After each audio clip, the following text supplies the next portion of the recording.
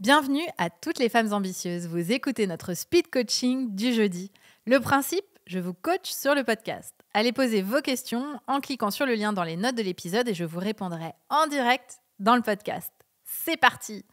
Bonjour, j'aimerais savoir comment on peut faire pour arrêter de se mettre la pression et passer au minimum syndical d'action.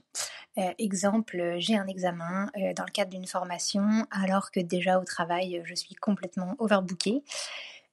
En soi, mon examen, si j'ai 10 sur 20, je l'ai. Ma formation, je l'ai. Donc, comment je fais pour arrêter de me mettre la pression en voulant absolument un 19, un 20, un 16 minimum. Donc voilà, quand on a baigné un peu là-dedans, dans ce truc de la bonne élève qui veut le meilleur partout, comment on fait pour réussir à faire le minimum syndical d'action et à quand même être fier de nous, donc à ne pas ressasser sans arrêt le fait de n'avoir eu peut-être que 10.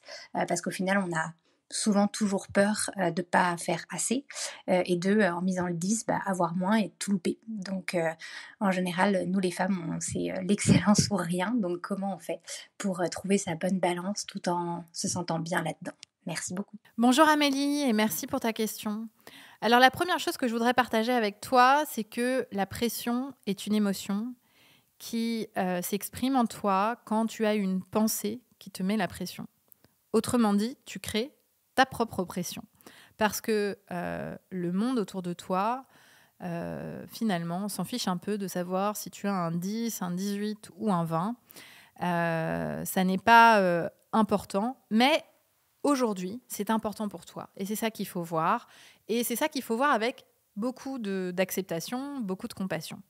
Et ce que je veux te dire ici, c'est que non, toutes les femmes ne visent pas l'excellence.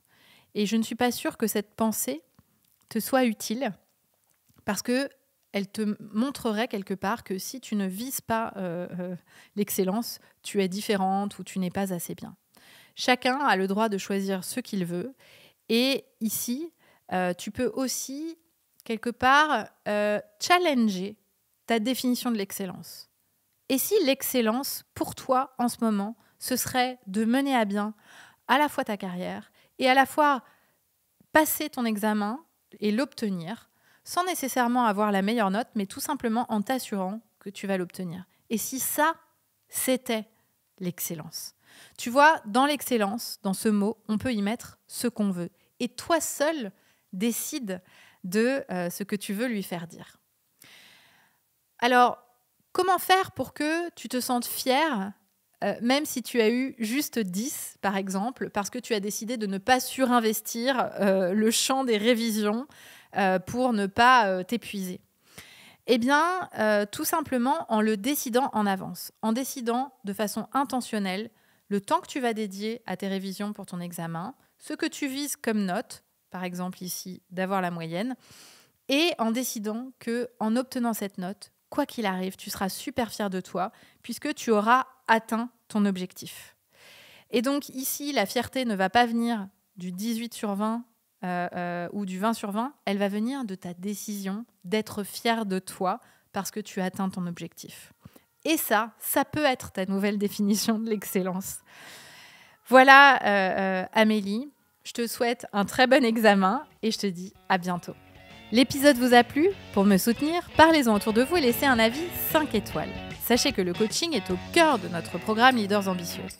Retrouvez toutes les informations sur notre site jennychamas.com ou venez discuter avec nous sur Instagram et LinkedIn.